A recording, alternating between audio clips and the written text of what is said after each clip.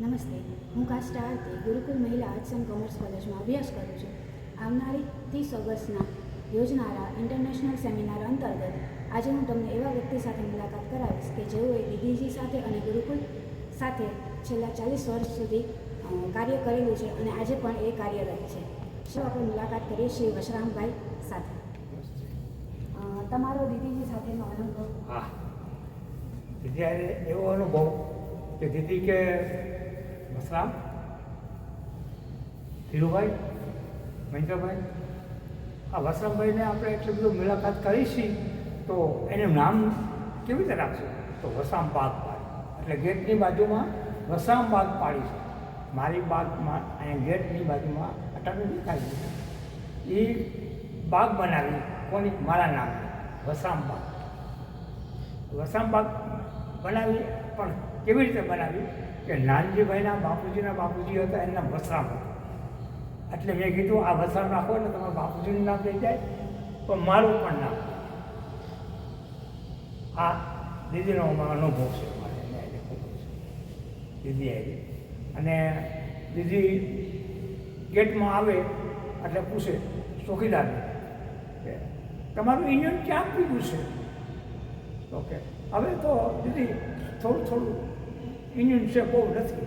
હા, કાંઈ વાંધો નહીં. તો તમે ગુરુકુળના અંદર ગેટના ગાયત્રી મંદિરનું મંદિર છે, અંદર જોયું તો ગુરુકુળની અંદર ત્યાં આવે, અહીંયા હું ઊભો. અહીંયા આવી દીદી મને પૂછે વસામ તમારું ઇન્જિન ક્યાં પીવું છે? બધું ઇન્જિન ચાલુ જ છે પણ તમારાથી બીએ ને એટલે અમે બહાર પાડ. આ બસ આ એક જ ખાતો છે, બાકી ઓલો બીએ છે ને મારાથી, એટલે એને કીધું થોડું છે. એટલે નાનજીભાઈએ આ વાત દીદી લઈ લીધી. કોને? દીદી. એટલે દીદીનો પહેલેથી મારે એના ઘરે વર્ષો છે. હું નાનપણથી હું એને ભેગો જ છું. ઘણા વર્ષોથી દીદી ભેગો જ છું. અને નાનજીભાઈ ભેગો હતો. નાનજીભાઈ તો એ જવું પછી દીદી આવે સંટાપ થઈ ગયો મારે.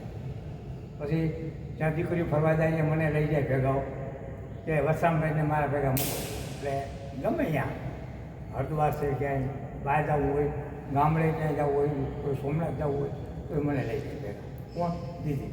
કે એ અનુભવી છે દીકરી ભેગો. જો તમારે દીદીજીનો ફક્ત 3 શબ્દોમાં વર્ણન કરવું હોય તો તમે કેવા કહી શકો? જીવાન હતા, જ્ઞાની હતા, અને મણિપુરનું આખ્યાન પણ એની પાસે આવું. મણિપુર એના ગુરુ રાધાજી અને સુશીલાબેન પંડિત હતા. અને દીદીજીનો એવો કયો ઉદ્દેશ છે જેના માટે જીવ્યા ત્યાં સુધી કાર્ય કરતા જ રહે, એના મનમાંથી કે અમારે કરવું જ છે? હા, એને આમ બહુ હતું બધું. જ્યાં ગમે ત્યાં જાય ત્યાં આવી નવી વસ્તુ બનાવતા. ગમે ત્યાં કોઈ બગીચા છે, કોઈ આશ્રમ છે, કોઈ સ્કૂલ છે, આમ સાયન્સ કોલેજ છે આપણી, એ સાયન્સ કોલેજ પણ દીદી બનાવે છે. તમારો ખૂબ ખૂબ આભાર. તમારા આગળથી દીદીજી વિશે અને ઘણું જાણવા મળ્યું અમને, અને ઘણું શીખવા પણ મળ્યું કે દીદીજી કેવા હતા અને જીવનમાં કેવું બનવું જોઈએ. તમારો ખૂબ